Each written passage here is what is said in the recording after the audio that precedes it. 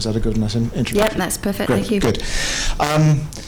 What's the biggest benefit, the biggest positive trend over the last, coming out of the last 2.5 years? I think the biggest positive trend is the grasp by business of the need to fundamentally digitize their businesses, to start doing the things that they have been putting off for all the wrong reasons for many, many years, whether it's cash, whether it's investment, whether it's skills, whether it's talent. And what COVID taught us was, you've got to do it. There is no longer any time to wait. I think we've seen businesses fundamentally change their operating models to adopt new strategies, new technologies, new ways of working. And everybody thought coming out of 2022 was going to be really, really positive. What we hadn't anticipated was that there was going to be another crisis. So I'm going to leave it on a positive for now, and we'll talk about the next crisis in the next section, I think. Okay, yeah, no, thank you. Nitish. Perfect. It's hard to match what John said, but I'll try. Nitish Mittal, partner with Everest Group. I lead our focus on IT and digital services with UKI and European clients. I would echo the first statement. I would also say, in my opinion, I think empathy and creativity have been great hallmarks from the previous crisis, but also now leading up to the next one, or a series of these shocks. Before this, we found that enterprise and providers often can lead to a transactional relationship because everyone feels they've figured this out. I think COVID was such a big shock too, and was almost a common shared experience that all options came on the table. So there was a lot of creativity in how do we solve for this? Let's get to true partnership versus just a transaction. And then empathy, because I think remote work and working through this together gave us a human perspective into the people, both internally and externally, who we work with. So I think there's a sense of coming out of this together. And as we approach a series of these shocks or whatever we come through, hopefully we're more resilient, we see the human side of who we work with, and I see a lot more partnership versus transactions. Yeah. I wish I just said that. Excellent, excellent. Right, Tom, so we've known each other for years. You've been always, as long as I've known you, focused on the automation side of things. So building on what John was saying about digital transformation, are companies really doing it, and are they really doing it well from a technology perspective? It's a tough one to ask an analyst to be positive about anything. It's just counterintuitive. We are a cynical bunch. So I lead our IT service practice at HFS, and I drive our thought leadership on automation. And me trying to be positive, I think, don't have a look at the learnings coming out of the pandemic shock is now finally, as an industry, we talk about technology. What we should talk about is the outcomes. I think we drive the discussion back to outcomes. The time window for delivering those outcomes obviously has been compressed. But then again, being the industry, we talk about it's all about cloud, automation, getting to those outcomes. So we're falling back into some bad old habits as well. And probably if I look at the big picture out there, especially I'm spending a lot of time getting my head around what cloud means, what cloud doesn't mean. The amount of money just being burnt on cloud. I mean, for some, happiness, because we talk consumption, but we're losing track on those outcomes. So again, as an analyst at times it's great because it's like almost like a template we can talk about. It's always about the outcomes. It's never about capabilities and technology. So it's a bit glass half empty, half full, a bit of both, I think. Okay, so when we talk about outcomes, are we contracting for outcomes? Yep. That was a leap. This is something we've got on the agenda for tomorrow. I think you first have to step back and understand what it is you're trying to achieve. Fundamentally, businesses need to sit back and think, what is it, in terms of a support offerings, what is it as a business we're trying to do? How do our support offerings and services enable the achievement of those objectives? And then how do we acquire the skill sets, the talents? Do we need to acquire assets, or do we need to contract for assets in a very, very asset-free world? Do we partner externally? Do we resource internally? So I think stepping back and actually understanding it, I think it comes back to what Tom was saying in terms of having more clarity about what it is you're trying to achieve as a business. And then how do your service relationships underpin the achievement of those objectives? And those service objectives are internal as well as external. And then how do you get both the internal and the external relationships working collaboratively to support the achievement of those objectives? Can you contract for outcomes? I think every single contract we sign is an outcome-based contract. Every contract we sign has service levels, it has operating levels.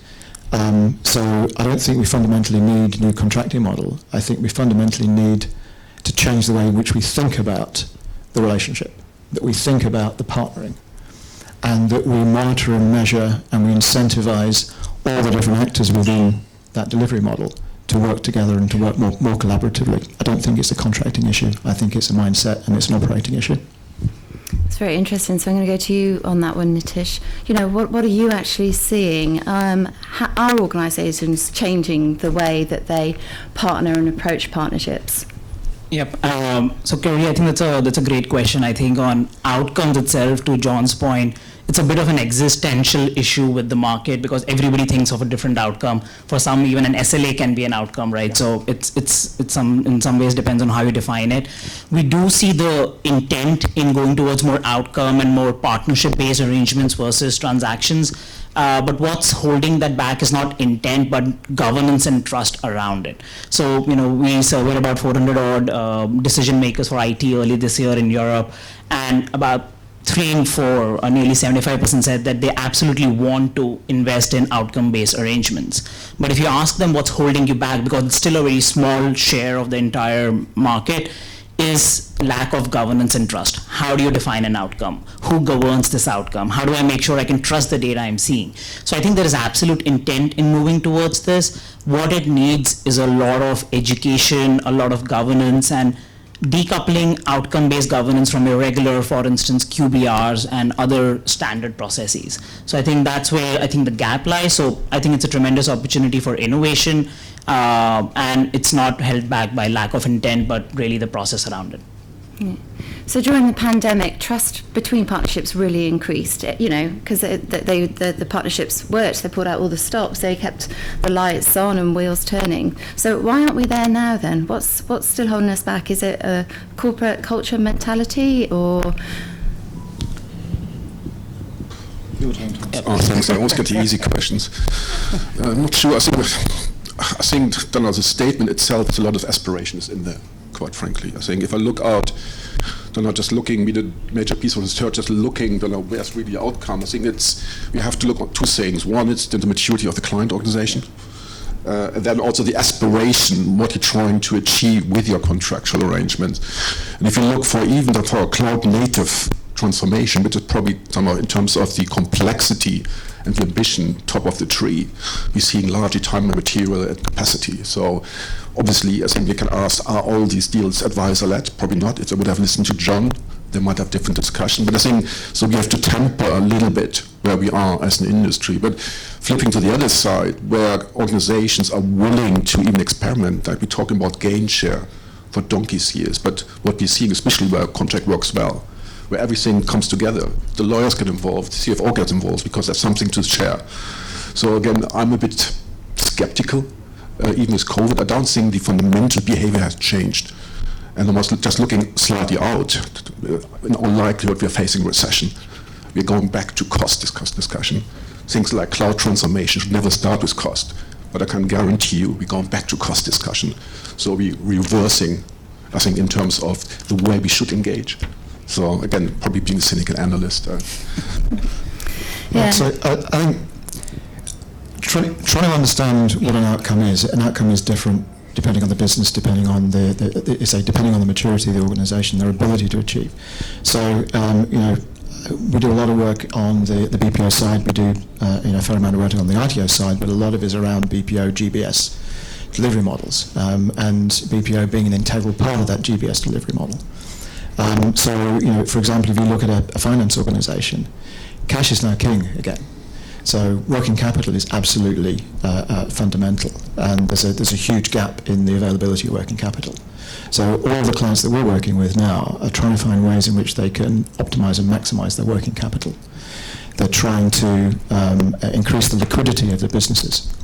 So how do you manage your processes? How do you create governance? How do you create relationships that focus on the fundamental outcome that the business recognises. If you take a particular process, capturing money, collecting money, improving DSO to increase the liquidity of your cash availability is fundamental. And then how do you manage all the technologies, the tooling, the assets, the people, the resources, the relationships that enable the achievement of that? So I don't think you can necessarily contract for that outcome without fundamentally understanding what your business strategy is, what your operating strategy is, what your partnering strategy is, and how you coordinate and organise the various resources that sit on that. And different businesses are going to be at different levels of maturity. And they have to be honest with themselves to say, actually, we've got a fantastic aspiration, but actually, as a business, do we have the appetite to change? Because if we haven't got the appetite to change, we're not going to achieve the objective that we're setting out for ourselves. And we shouldn't kid ourselves that we can. But we need to work with organisations who can help us on that journey, and moving away from a transactional economy into a value outcome, a value delivery economy as opposed to a transactional economy. So you mentioned the dreaded R word. What are your views on an impending recession and how it's going to impact our industry? Yeah, we're just going from one cheery topic to another. So there's a message of hope, and then there's a message of pragmatism that I have, which is not going to be entirely helpful, but I'll try. So the message of hope I have is, I think the lessons from the last 2 years, to my earlier point around empathy, creativity, and the fact that we're all in this together, I think has given us a playbook of how this could work. The other message of hope I have is, while we're getting into a recession, potentially in the next 1 or 2 quarters, it's not just a recession, it's a unique cocktail of things, because it's a slow-moving recession, first of all, right? If you look at the previous recessions, whether because of the pandemic or the great financial crisis of 08-09, they happened fairly quickly, and they happened in certain sectors and then cascaded. This one seems like a slow-moving recession. The analogy I've been using is, it's a bit like being on the Titanic, but you can see the iceberg 3 or 4 miles away, so hopefully you have some time to move. You can't avoid the iceberg potentially, but you can minimize the impact. So that's good. I think what's underappreciated is the fact that most organizations who've maybe not been in business since early 1980s have never seen a persistently high inflation economy. And I think that's going to be very, very tricky. Even Amazon hasn't lived in an economy where inflation has been this high. The last time this was this high was the late 70s and early 80s. So in some ways, the playbook for this hasn't been written. So that's where I think so the combination of wage inflation, overall inflation in the economy, and the fact that we might be heading into a recession is what worrying people. The thing we are trying to see, and we are seeing from clients, is a lot of them have actually now decoupled their IT services spend from the broader economic performance. So we did an interesting analysis. If you look at IT services spend overall, third-party IT services spend, and GDP growth in the last 10, 15 years, they were almost correlated. I won't say that one is causing the other, but they had a nice pattern of correlation. The last few quarters, the economy has started to tank in certain Western markets, but the IT services spend hasn't. So in some ways, technology is a lot more central, so that gives us hope. So it's a bit of a mixed bag. I think there is no doubt that we're heading into a recession mixed with a high inflation environment, but the runway that we have gives us time where clients on the enterprise and the provider side can future-proof what they're doing, figure out ways to conserve costs, but also accelerate on certain growth initiatives. Okay, John, would you like to build on that and specifically look at maybe how operating models might be changing, global delivery footprints might be changing as a result? Okay, I'll talk at it from the perspective of GBS models, which is something that's closest to my sort of knowledge area. So GBS workload is going to be increasing 11-12% year on year. Operating budget is going to be increasing 5 or 6%. Headcount is going to be increasing 5 or 6%. So there's a productivity and efficiency gap that's got to be filled by something. So what we're also now seeing is that the technology spend is going to be increasing by 9, 10, 11% a year. So it's the technology spend that is actually bridging the productivity and the efficiency gap, which kind of aligns with what Nitish was saying, and it's how that that spend is managed, which is going to be absolutely critical going forwards. So, as Tom alluded to earlier, it's not just spending for the sake of spending. It's actually having a clear strategy, understanding why you're spending it, what you're spending it on, and measuring and maintaining and monitoring the return on investment for all of those different digital and technology initiatives. If you're not measuring it, you don't know what value is going to be returned. You're going to make some pretty poor decisions in your business, and all you're going to do is exacerbate the existing situation. We've been through, 7 or 8 recessions over the last 30, 40 years. So it's nothing new. Our businesses have had to deal with it, had to cope with it. We've just come through one of the biggest challenges that we've seen globally as a collective for many, many years. So there's a lot of learning from that. But I think there is a bit of a perfect storm that's brewing. And I think those that will come out of this successfully are those that really think about what it is they're trying to achieve. Put their money, they're going to be bold. They're not going to take the foot off the pedal. They've got to keep the pedal on the floor. Because if you don't do that, you're going to kill your business, you're going to get overtaken. But you need to be doing it with clear thought, clear insight, and a clear strategy as to why you're doing it and where you're going. Okay, so we've talked technology a lot, and when your opening comments, Tom, you talked about burning cloud pounds. So what's your view on which technologies are really worth investing in and are really going to deliver? Thanks. Another curveball. I would flip it almost. It's not technology. Almost just building what Nitish and John has said. I think it's the other way around. I think if I look around recession, I think as an industry we have a chance to reset. Much of the fundamental problems were actually covered up by access to cheap capital. Governments are printing money left, right, and center the last 10 years. So the fundamentals, the way we should run organizations, probably even economies, I think we have forgotten how to do that. So that's one potential. I think I would flip it to the other side. What does it mean for the broader industry? I think supply side, I think they're dreaming about the economy, recession, because it's going back to cost-cutting, outsourcing. We're going back to the old world. It's like, so I feel, again, it's not about the technology, not capabilities. I think Donald John nailed it. Unless you have figured out what you're trying to achieve as a business. We all talk about transformation. What are you going to do with that? And that's exactly where the cookie in all those sourcing transactions always crumbles. And where on the supply side, it's not really helping, because what they're doing is always evangelizing on the next big thing, the shiny thing. Automation, AI, blockchain, metaverse, anybody? So it's that. So I think we have to go back to fundamentals, and I think the recession is a chance for reset, but it also will be a sort of wake-up call for many, many organizations. Okay, thank you. So we are at time. I just want a really quick sentence from each of you as to what would be your advice to anybody in the room of what they need to do to future-proof their roles and their business. Don't take your foot off the gas, but be smart about what you're doing, and really understand as a business what you're trying to achieve. I think there was a comment that Terry was sort of referenced by, which is we don't need to invent anything new. There's a massive amount of innovation that sits out in the marketplace today. You just need to figure out what it is you're trying to achieve, and then identify the innovation that's best helping you to get there. Step back and look at yourselves. Thank you, John. Yep, I think that's great advice to live by. In some ways similarly, but I would say ask and do, don't wait. I think all options are on the table. A lot of the times I feel that providers with an enterprise or an end user overthink what the enterprise might think if they bring something which is not in the RFP or a new way of working. I think enterprises are now more open to new ideas. So I think it's imperative to think outside the proverbial box, do something. It's better to ask for forgiveness than permission, in my opinion. And I think right now, this is the time for going back to the basics, but also new ideas. Hopefully not just defaulting to how we worked, but going back to basics, stripping down, but also new ways of partnership. So ask and do, don't wait. Okay, final word to you, Tom, but you can make this one positive, yeah?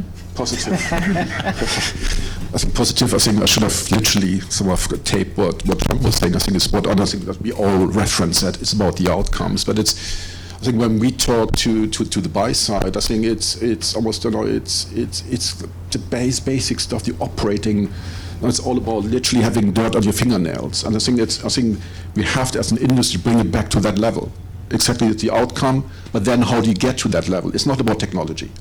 It's not that. I think that's, for me, as I think I have the hope. So I think COVID has helped with that. Time windows, expectation levels have been compressed. I'm not sure the recession will help, because recession is bloody. I think we can dress it up. So sorry for being negative, but I think bring it back to that level where the buy side really is at, but not the fancy marketing, the shiny tools. It's the operating model. And I'm going to be a little confrontational. I don't think it's about being perfect. I think it's about doing what's right for now. And what's right for now is going to be different to what's right tomorrow and what's right for the next day. It's about dealing with what's in front of you. But in an aspirational way. It's where perfect comes in. Aspirations aspirations have to have a maturity signal around them. You're going to start me off now. No, I've got some great case studies where we can see it happening, but it's not happening systematically for sure. So thank you very much, you guys, for joining. You're going to hang around and be around for people to ask your opinions and network in the breaks. So thank you very much.